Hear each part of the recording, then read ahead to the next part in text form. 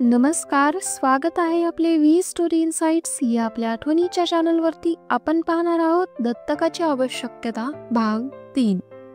आता पहिल्याने एवढी गोष्ट कबूल केली पाहिजे की आपले नाव आपल्या पाठीमागे चिरकाल राहावे अशी प्रत्येक मनुष्यास अगदी स्वभावताच इच्छा असते.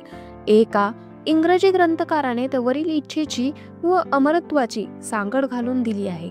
या याज्ञवल्क्य स्मृतीत वरील मनुस्मृतीतल्या श्लोकांच्या अर्थाचा जो श्लोक आहे त्यातीलही असे याप्रमाणेच आहे.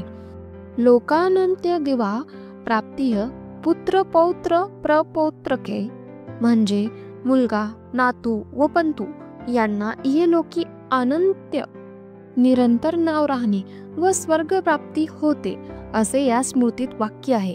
सर्व मनुष्य जर अमर असती तर पुत्राची जरूर कोणास कदाचित वाटली नसती.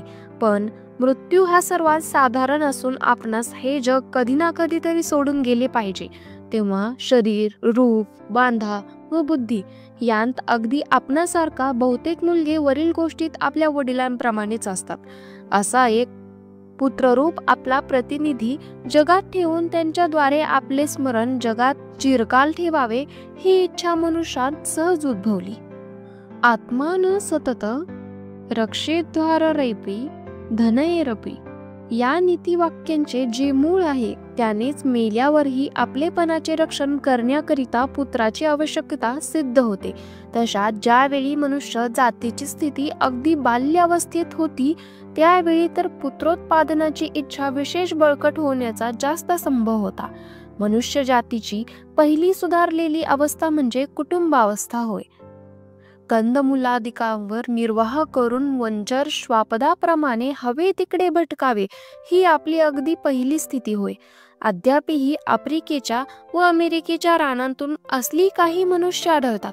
यानंतरची स्थिती म्हटली म्हणजे उदरनिर्वाहाकरिता कंदमुलादिकांवर अवलंबून न राहता गायी, म्हशी वगैरे दुभती जनावरे बाळगून त्यास चारा मिळेल तिकडे सहकुटुंब त्यांच्या पाठोपाठ हिंडत जाणे ही होय. या काली शेतकीची युक्ती निघून गाव वसले नव्हते. कुटुंबातील मुख्य पुरुष इतर माणसावर व त्या काली अगदी राजाप्रमाणे अंमल चालवित असे व कुटुंबाचे सर्व ओझे त्या एकट्याच्या माथी मांडत असे. आता आपण असा विचार करू की अशा काळी एखाद्या कुटुंबातील मुख्य पुरुष जर एकाएकी निपुत्रिक मरण पावला तर त्याच्या कुटुंबाची स्थिती काय होईल? विचार्यास कोणीही त्राता न राहून रानावनात हिंडावे लागेल. आपल्या पाठीमागे आपले नाव चालविण्याची इच्छा राहू द्या, पण आपल्या कुटुंबाचे शोषण करण्यास तरी आपल्या पाठीमागे कोणी पाहिजे अशी स्वाभाविकच इच्छा नाही का होणार? मग त्यात नाव चालविण्याच्या इच्छेची भर पडल्यावर काय विचारायचे? कुछ भी करना और लडका बनाना अशी जी त्याची उत्कट इच्छा असे तिचे बीज आपणास कळून येईल. जशी जशी मनुष्य जातीची स्थिती सुधारत चालली अनेक कुटुंबे एका ठिकाणी राहून लागून गाव वसले व एका कुटुंबातील माणसांनी दुसऱ्या कुटुंबातील माणसास त्रास दिल्यास त्याचा निर्णय पंचाच्या मार्फत होऊ लागला. तसा तसा कुटुंबात मुख्य नसला तरी त्याची व्यवस्था साधारणपणे बरी राहील असा भरवसा प्रत्येकास वाटू लागला. तथापि आपले नाव चिरकाल राहण्याचे पुत्रोत्पादनाखेरीज दुसरे उपाय नव्हते. सर्वांनी मिळून जमिनीची लागवड करून त्यावर एकोप्याने राहून निर्वाह करावा यापेक्षा या स्थितीत मनुष्याचा दुसरा काही हेतू नव्हता. धाडस, पराक्रम, विद्या, कवित्व, औदार्य वगैरे ज्या गुणांनी परशुराम, राम, कृष्ण, कर्ण, व्यास, कालिदास वगैरे प्राचीन मंडळी व तुकाराम, मोरोपंत, बाजीराव, नाना फडणवीस, सर जमशेदजी जिजीभाई वगैरे अवार्जिन मंडळी अजरामर झाली, ते गुण त्या काळी मनुष्यात आले नव्हते म्हणा, किंवा आले असूनही त्याचा विकास होण्यास त्यावेळची सामाजिक स्थिती अनुकूल नव्हती म्हणा. कसेही असो, मनुष्य जातीच्या पूर्वावस्थेत नाव चालविण्यास ज्याप्रमाणे पुत्राची जरुरी असे तशी आता राहिली नाही हे अगदी उघड आहे. शिवाजींचे स्मरण आपणास राहण्यास संभाजी कारण झाले काय? किंवा नाना फडणवीसांच्या कुटुंबाने त्यांच्या मागे दत्तक घेतल्यामुळे त्यांचे नाव इतिहासात आले काय? बंडातील नानाखेरीज करून किती दत्तकांनी तरवार गाजविली आहे. लहानपणापासून एखाद्या मुलास आपल्या देखरेखीखाली ठेवून त्यांच्यात आपल्या कुलाचा अभिमान, शौर्य वगैरे गुण दृष्टोत्पत्तीस येऊ लागल्यावर मग त्यास दत्तक घेतला असता, जो दत्तक आपल्या घराण्यांचे नाव काहीतरी चालविल, पण असा दत्तक आपल्यापैकी किती लोक घेतात? आधी मरेपर्यंत पुत्र होण्याची आशा सुटत नाही. बरे, तितके करूनही एखाद्याने दत्तक घेण्याचे ठरविले तर आपल्या पाठीमागे दत्तक मुलगा आपल्या बायकोस कसे वागविल याची भीती मनात उभी राहते. दत्तक घेणारा जिवंत असताच दत्तक मुलाने इस्टेटीचा वाटा मागितल्याची उदाहरणे आपणास बरीच आढळतात. मग सपिंडी होण्यापूर्वीच आईचे व दत्तक मुलांचे जमादार खाण्याच्या किल्ल्यासंबंधी भांडण झाल्यास काय नवल? बोलून चालून बिछाण्यावर मरणोन्मुख पडले असता एखादा उपरी पोर धरून आणून स्वर्गाचे दरवाजे मोकळे करून घेतल्याचे सुख मानून द्यावयाचे. मग अशा पोराने आपले नाव राखण्यापेक्षा बुडविल्यास आश्चर्य ते कोणते? नाव राखण्याचे दुसरे काही मार्गच नव्हते. त्यावेळची गोष्ट निराळी होती, पण हल्ली आपले नाव कायम ठेवण्यास वर सांगितलेले पुष्कळ मार्ग असल्या वेडगळ मार्गाने जाण्यात अर्थ कोणता? आपले व आपल्या कुलाचे नाव व इस्टेट एखाद्या उपरी पोराच्या हवाली करून तो आपले नाव राखील या आशेवर बसण्यापेक्षा एखादे धर्मकृत्य करून तद्वारा आपले नाव लोकात ठेवून स्वार्थ व परमार्थ एकाच कामी साधत असताही केवळ गतानुगतिक न्यायाने आपण आपल्या नावास व इस्टेटीस मुकत आहो हे अगदी स्वल्प विचारांती देखील साधारण बुद्धीच्या मनुष्यास समजण्याजोगे आहे. तथापि पूर्वापार चालत आलेल्या चालीचा आपल्या मनावर एवढा बळकट ग्रह असतो की आपणास अगदी सामान्य गोष्टी देखील दिसत नाहीत. असो, लेख बराच लांबला. करिता दत्तकाचा प्रचार सोडून त्याऐवजी वर सांगितलेले मार्ग प्रचारांत आल्यास देशाचे काय हित होईल याचा विचार पुढील खेपेस करू. फार प्राचीन काळापासून हल्ली नाव चालविण्यास दत्तकाची जरूर नाही इतके वरील विवेचनावरून सध्या वाचकाच्या नजरेस आले असता पुरे आहे. कोणी असे म्हणतील की तुम्ही म्हणता त्याप्रमाणे स्वर्ग प्राप्तीकरिता जरी दत्तकाची जरूर नाही असे मानिले, आपली क्रिया आपण आटपून घेतली व वंशाचे नाव चालविण्याकरिता इस्टेट धर्मदायास लावून दिली. तथापि पुत्रत्व म्हणून जे काही आहे त्याची तृप्ती कशाने करावी?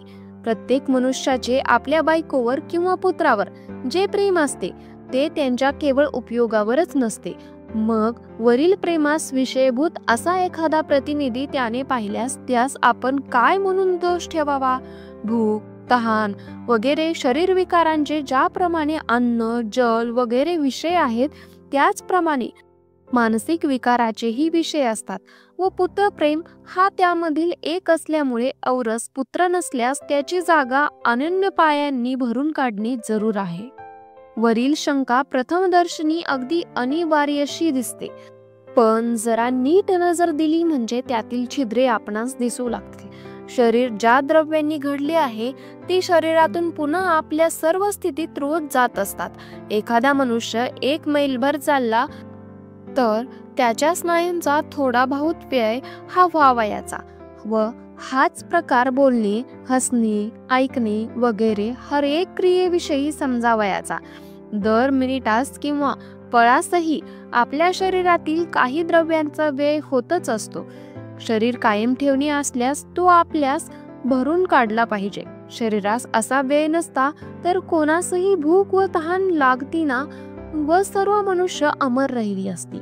सारांश: भूक व तहान जी आपण अगदी साहजिक समजतो ती वरील घडामोडीवर अवलंबून असतात. याचा व इतर मनोविकाराचा उगाच संबंध जोडण्यात हाशील नाही.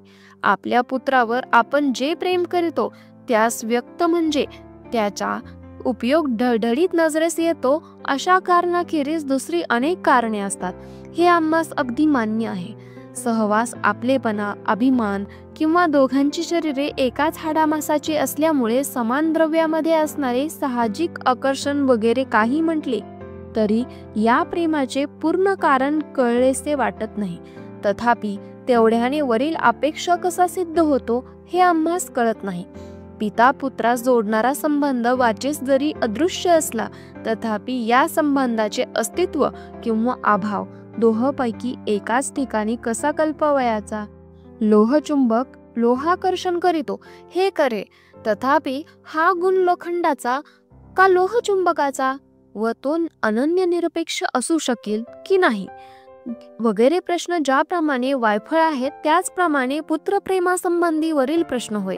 बापाचे पोटच्या मुलावर प्रेम असते, तथापि ते मुलाखेरीज व्यक्त करावयाचे नाही. तत्पूर्वी ते प्रेम असते.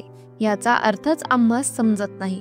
तात्पर्य, मनुष्यास मुलगा झाला म्हणजे त्याच्यावर त्याची प्रीती जळते, परंतु ही प्रीती पुत्रेच्छेस कारण होत नाही. शिवाय औरस पुत्रापासून जे समाधान व सुख होते तिथे दत्तकापासून कधीही होत नाही व होणार नाही.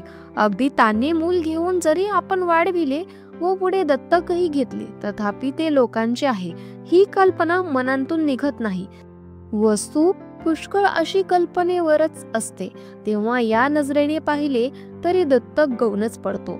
उघडच आहे पोटच्या गोळ्यावरील प्रेम कोठे व उगीच लावालावीचे कोठे.